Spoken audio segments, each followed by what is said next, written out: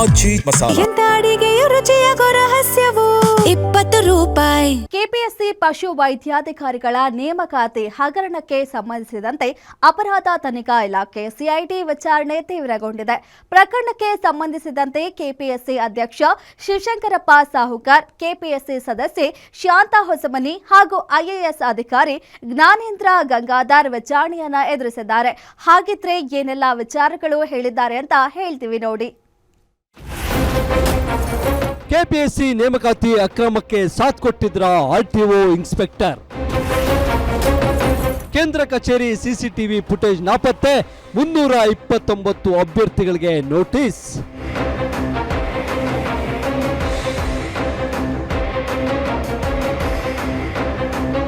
ಇಡೀ ರಾಜ್ಯದಂತ ದೊಡ್ಡ ಸುದ್ದಿಯಾಗಿದ್ದ ಕೆಪಿಎಸ್ಸಿ ಅಕ್ರಮ ದಿನಕ್ಕೊಂದು ತಿರುವು ಪಡೆದುಕೊಳ್ತಿದೆ.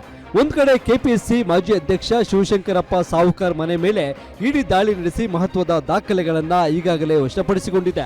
ಇದರ ಬೆನ್ನಲ್ಲೇ ಸಿಐಡಿನು ತನ್ನ ತನಿಖೆ ಚುರುಕುಗೊಳಿಸಿದ್ದು ಆಗಸ್ಟ್ 25ರಂದು ಕೆಪಿಎಸ್ಸಿ ಕೇಂದ್ರ ಕಚೇರಿ ಮೇಲೆ ದಾಳಿ ಮಾಡಿತ್ತು. ಈ ವೇಳೆ ಮಹತ್ವದ ಮಾಹಿತಿ ಸಿಐಡಿಗೆ ಸಿಕ್ಕಿದ್ದು ಇಡೀ ಅಕ್ರಮದ ರೂವಾರಿಯೇ ಕೇಂದ್ರ ಕಚೇರಿ ಅನ್ನೋದು ಮೇಲ್ನೋಟಕ್ಕೆ ತಿಳಿದು ಬಂದಿದೆ. ಇನ್ನೊಂದು ಆತಂಕದ ವಿಚಾರ ಅಂದ್ರೆ ಸ್ಟ್ರಾಂಗ್ ರೂಮ್ನ ಸಿಸಿಟಿವಿ ಫುಟೇಜ್ ಡಿಲೀಟ್ ಆಗಿದ್ದು ಹಲವು ಅನುಮಾನಕ್ಕೆ ದಾರಿ ಮಾಡಿಕೊಡ್ತಿದೆ. ಸದ್ಯ ಸಿಐಡಿ ಅಧಿಕಾರಿಗಳು ಪಶುವೈದ್ಯಾಧಿಕಾರಿ ಪರೀಕ್ಷೆ ಬರೆದಿದ್ದ 329 ಅಭ್ಯರ್ಥಿಗಳಿಗೆ ನೋಟಿಸ್ ಜಾರಿ ಮಾಡಿದ್ದು ವಿಚಾರಣೆಗೆ ಹಾಜರಾಗುವಂತೆ ಸೂಚಿಸಿದೆಯಂತೆ.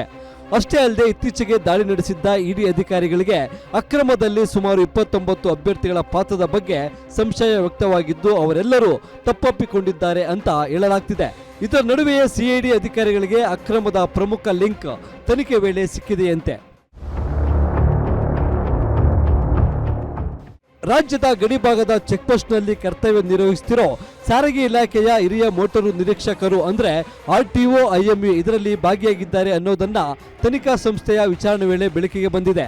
ಇದರ ಆಧಾರದ ಮೇಲೆ ಸುಮಾರು 48 ಗಂಟೆಗಳ ಕಾಲ ಐಎಂಇ ಮನೆಯಲ್ಲಿ ಶೋಧ ನಡೆಸಿದ್ದು ಪರೀಕ್ಷೆ ಬರೆದಿದ್ದ ಅಭ್ಯರ್ಥಿಗಳ ಜೊತೆ ವಾಟ್ಸ್ಆಪ್ನಲ್ಲಿ ಮಾತನಾಡುತ್ತಿದ್ರು ಅನ್ನೋದು ಗೊತ್ತಾಗಿದೆ. ಹೀಗಾಗಿ ಅವರಿಗೆ ನೋಟಿಸ್ ಕೊಟ್ಟಿದ್ದು ಸೂಕ್ತ ದಾಖಲೆಗಳೊಂದಿಗೆ ವಿಚಾರಣೆಗೆ ಹಾಜರಾಗಿ ಅಂತ ಸೂಚಿಸಿದೆಯಂತೆ.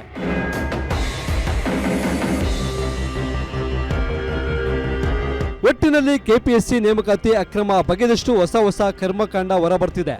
329 ಅಭ್ಯರ್ಥಿಗಳಿಗೆ ಈಗಾಗಲೇ ನೋಟಿಸ್ ನೀಡಿದ್ದು ಉಳಿದ 29 ಅಭ್ಯರ್ಥಿಗಳ ಮೇಲೆ ಇಡಿ ಅನುಮಾನ ವ್ಯಕ್ತಪಡಿಸುತ್ತಿದೆ. ಇದರ ನಡುವೆನೇ ಸಾರಿಗೆ ಇಲಾಖೆ ಸಿಬ್ಬಂದಿ ಭಾಗಿಯಾಗಿದ್ದಾರೆ ಎನ್ನಲಾಗಿದ್ದು ತನಿಖೆ ವೇಳೆ ಯಾರದೆಲ್ಲ ಕೈವಾಡ ಇದೆ ಅನ್ನೋದು ಸಂಪೂರ್ಣ ತನಿಖೆ ನಂತರವಷ್ಟೇ ತಿಳಿದು ಬರಲಿದೆ. ಉಲ್ಲಾಸ ಸ್ಕಿರುವಾಸೆ, ಗ್ಯಾರಂಟಿ ನ್ಯೂಸ್, ಬೆಂಗಳೂರು.